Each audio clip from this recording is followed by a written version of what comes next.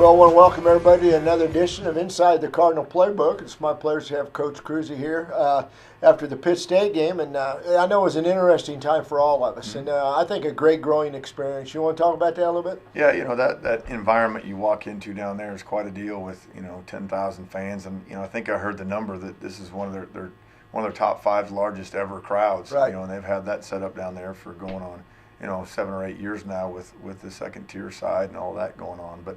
Yeah, quite an experience from the environment standpoint. Obviously, the score isn't what any of us would like from our perspective, but still a learning experience and going in there and learning how to communicate and work in that type of environment and all the operational things that go into it. Our kids grew and they played hard, and they played hard to the end. We get a late score, and they're playing hard on defense till the end. We didn't execute as well as we would have liked to on defense, and but I thought our special teams were good throughout the day. Well, let's talk about offense. And I thought our first drive, we pick up 3 first downs. We're really going down, looking like we have an opportunity to score early. Really, if you notice, the crowd kind of calmed down after we got that third first down, and we really looked good. And I thought offensively, even though the score doesn't indicate, I thought it was one of our better performances. I would totally agree with you. We've been talking to them. Our Achilles heel on offense has been turnovers, and we really limited those on Saturday. We had one late that's a questionable one where our guy goes down with the ball and there's a scramble on the ground and they come away with it. But besides that, I thought we did some really good things there. Even though we scored 33 points in the first game, I would say that we played better offensively last weekend. I'd say that was one of our best offensive games of the year. Now, it doesn't show it on the scoreboard, but the people that were there and watching the execution on some things, we were a whole lot cleaner and a whole lot more efficient in how we want to operate offensively than we have been all year. So that was a very good positive.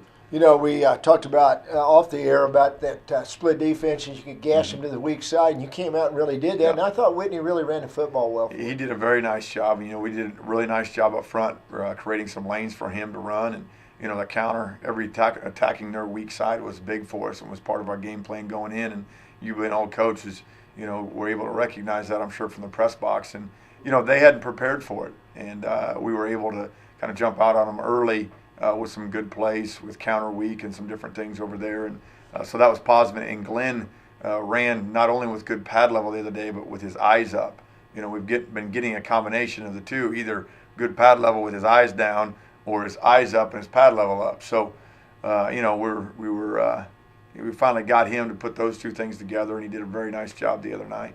Well, I thought it was Sean Shelton's best ball game. Yeah. He made some great reads, did a nice job. And, there's 2 things I really want to bring out that I'm really impressed with him. He throws that backside out route clear across the field. That's the hardest thrown football. Anybody knows anything about the game of football, that's a fact. He threw a couple bullets on time. The other thing is he's a great runner. He is. He's deceptively fast. As we've talked about maybe before, when we recruited him out of high school, he's a free safety and a quarterback. He's a Rivals 2-star quarterback, and we always had in the back of our mind, if for some reason, whatever it might be, it didn't work out for him at quarterback, he's a pretty darn good free safety as well, and he can run, with the football. And he did a nice job the other night, and being very coachable in the things we're asking him to do. Maybe differently than some other games, he gets to the end of his progression on some things and knows there's nothing there, and he pulls it down and runs with it like he's supposed to do, and set up some really big plays for us offensively with his feet. And as well, defensively, when you play a quarterback that's a dual threat guy like that can pull it down or will pull it down and run with it, it makes it a whole lot harder to defend because you're limited on some of the coverage things that you can do to them from a defensive perspective. We talked about the offensive line a little bit, moving the football last week, and we didn't have Lance Kitchens, Kitchens in there with us to be able to play. But I thought Perez and some of those guys filled in great. You talked about running a little backside counter to the weak side stuff, and you really did gash him. And I thought you had a good performance up front. We did. Those guys don't get enough credit sometimes. They never do in any offense anywhere in the country at any level. Fact. Those guys are the ones up there that are banging every single play, and give those guys credit. That group hasn't been together. That whole group hasn't been together in the positions they're playing very long. Right. With moving Mark out to left guard because Kitchen gets hurt, the position that he hasn't played, and then moving Jake Hartley into center last week and some different things there. So especially the interior of that group, haven't worked together all that long in those positions. And then when you take out the interior not working together, then it's different for the tackles too. And to see those guys come together and do some good things. Now, are we perfect yet? No, we're not. We're not up front perfect yet, but we're heading in the right direction. Well, you talk about your receivers too. I was talking about Reeds, and I thought Sean did a nice job. Of course, you have to have somebody on the other end of that. Yeah, no, they did a nice job too. And we've become a lot better blockers the last couple of years in the run game, and they continue to get better with that. And in the passing game, they're starting to work together more and understanding that, when your route's supposed to be at 10 yards and you're supposed to run a post, to be at 10 yards or run a post, because you might not be free, but you're running that to stretch the coverage to open somebody else up. And Quentin Reiser had a nice play like that where he runs a post over the top and we get Ethan Cunningham underneath him. And then, Philip Freeman and John Molson did some good things. And, as we continue to rotate guys in there at receiver, all of them, we've got a very solid group there. When we do exactly what we're supposed to do, at those positions, right. Sean knows exactly where they're going to be at, and good things happen. Defensively, I was really impressed with the pistol. I know Coach Rampy, that from the high school ranks through the years. But I was really impressed with their whole package as far as the ability to get the ball in the perimeter and make it a fast break like basketball game in the pistol. They were, and you're right, they combined option and the passing game, but their skill kids were very gifted. They were, they were a better football team than us athletically. I mean, if you were there, the people that were there understand that. And, we're not where they're at yet physically or athletically. We're getting a lot closer, but we're not where they're at yet. And, with what they do offensively, it's a little bit of a blend of two different coaches coming together, really good offensive minds, and Tim Beck, who's the head coach there and longtime offensive coordinator, and then bringing in Steve Rampy with the things that he did at Blue Valley, and mixing the triple option with the one-back pistol and all the passing game stuff out of that. They can attack you in so many different ways and in so many different directions with misdirection stuff and crossing action. It's just a really difficult game for the inside linebackers to know exactly where their key is and where their eyes should be on every play. Now, you do the best you can as coaches to try and, when this is this and this is that, but, they can throw so many different looks at you. It can be confusing at times. And, we thought we had a really good scheme. As you guys know, we talked in pregame. I thought we were going to win that game. I thought we were going to win it, and I didn't think, I never in a million years would have said they would have scored as many points as they did. And, we had some breakdowns and misassignment things, and, it wasn't lack of effort. It was lack of maybe footwork and maybe our eyes being in the wrong place or eye transfer on some different plays and them getting a couple creases, and big plays are what killed us. If you take away the big plays, we defended them very well, but, option attacks, they live and die on the big play, and they had too many of those on Saturday. Yeah, we had a little bit of mismatch in certain positions, but I thought, overall, for example, the two corners played well. Yeah, they did. They did, and they didn't get tested quite as much. They threw it, but they didn't throw it a lot, and those two have played good most of the year. I think Owen Hodges had one of his best games, and Jack Bissonette did some good things. And good stick. Yeah, we were able to get some of our young corners in there, and Thomas Clanton and Quinlan Reiser and Jamal Jones, and boy, we are going to be very exciting in the years to come in our secondary, because we've got some special athletes back there that are young right now that are really dynamic, and it was good to get a chance to get those guys in there in some spots and see them do some things as well. Well, you played 6 or 7 at the backer position. Yeah, we played. We rotated in 4 on the inside backers, and then we played 5 at the outside backer positions the other night. You played a bunch. We played a bunch. We had a couple guys get dinged up, and one guy get the wind knocked out of him and a wrist and some different things. So we had guys rotating in and out, but there was a young guy, kid from Dallas, Texas, Eric Jackson, came in on our weak side outside backer position after an injury and played very, very well. Just active. Boy, he's just active. Good he's not always going the right direction, but wherever he's going, it's 100 miles an hour, and it's going to be very physical and fast. There's no doubt about it. So there were some good things with him. He suffered a slight shoulder dislocation, but I think he's going to be all right. But it was fun to see some of those guys get in there and run around a little bit. At the end of the day, physically, we got beat. Yeah. Talk about specialists. Now, again, you look at 49-7, and I told you going into the ball game when it was just me and you visiting, I felt that was the area I was really scared about, because they have so many skill kids. I thought, other than the onside kick, and I'm going to have you talk about that a little bit too, but I thought your kids played tremendous on specialty teams. that's anytime you have that many good athletes, you're going to be very good on special teams, and you're very well coached, which they are. That was one of our concerns going into it. Sean Weigel doesn't get enough credit for the time that he spends in the planning he puts into special teams. And we're finally getting far enough along in the season, and you're seeing some of that stuff really come together and seeing more consistency there. And, I thought our special teams were very good the other night. Great punt coverage. Yeah, the best special teams group in the Pittsburgh groups that we've seen all year. And I would venture to say we maybe won the special teams battle. If there was any part of the game we won, that's what it was. Punt coverage was good, or great at times. Our kickoff coverage was good. Our punt return, punt block, that was good. We caught them all. All of those things were good. The one unfortunate thing is the onside kick. I brought it up because people would want. Yeah, and I told our players in the Sunday meeting that as a head coach, you know those things are there and you want to take advantage of it, right, and get a spark. We're down 21-0 at that time. Coach Weigel and I had talked about it and decided to do it and knew we had the play and had the guys blocked. And when it happened, it does. If the ball rolls 4 more yards and gets to 10 yards, right, it's a no-brainer. Then I'm a genius.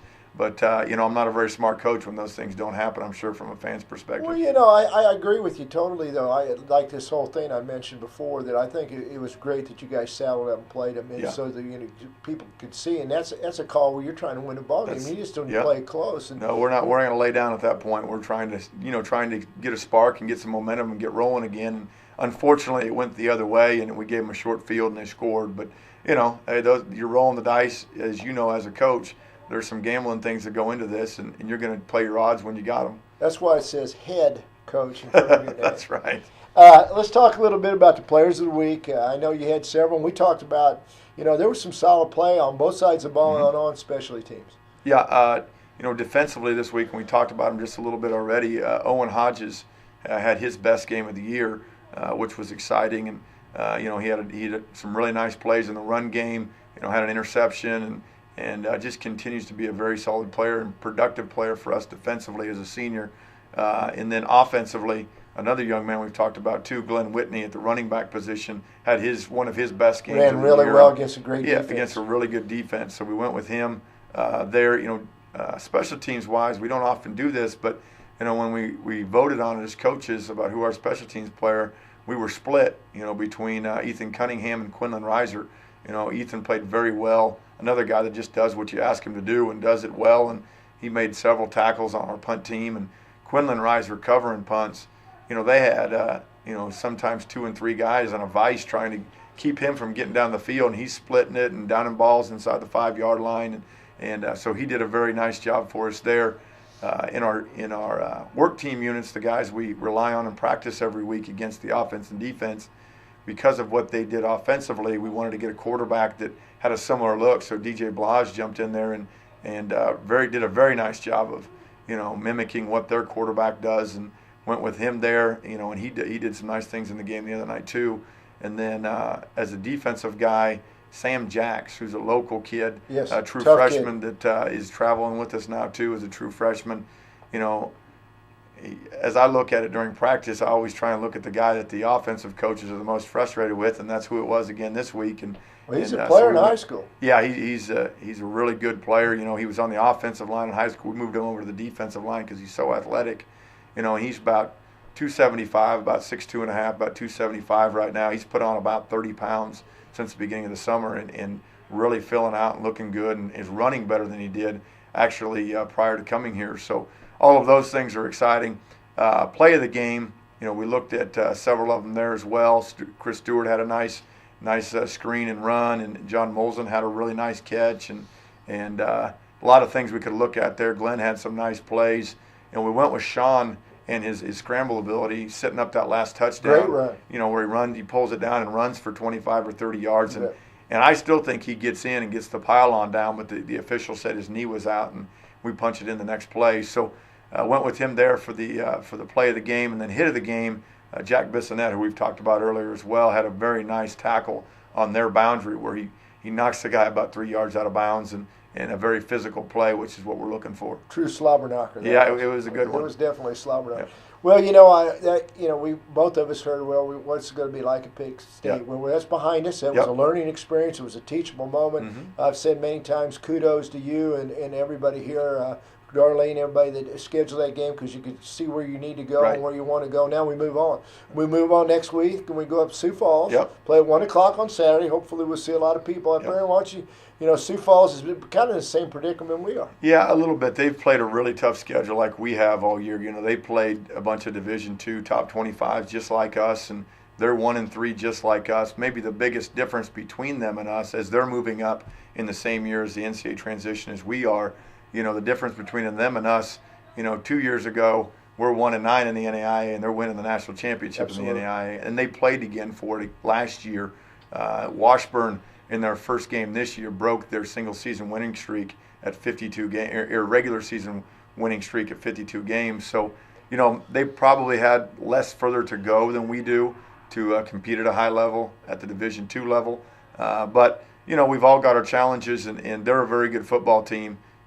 They got beat up a little bit early. They played a 1AA and two really good Division IIs, and I got their first win last week against Minot State, which is a Division II transitional school too, up in that neck of the woods, and so they got a lot of positives going into this game, and they're coming off a win and we're coming off a loss, and they'll be hard to contain defensively, for our defense to contain, just because of all the things they can do, and then defensively they're very similar to us, with maybe just a little bit better athletes in some spots.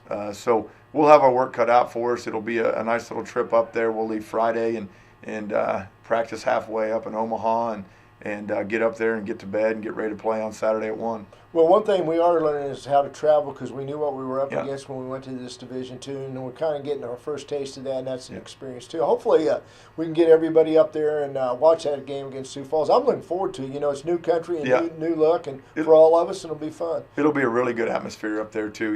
It might not be quite the Pitt State level where there's going to be 10 or 11,000 there, and in the 40 by 60 foot video board and all that. That was but sweet. They've got a nice setup up there. It's fairly new, and they put a lot of resources into it, and so it'll be a fun experience. Well, hopefully we'll see everybody out there Saturday at 1 o'clock up Sioux Falls. Should be a great time, good opportunity for the Cardinals to shine.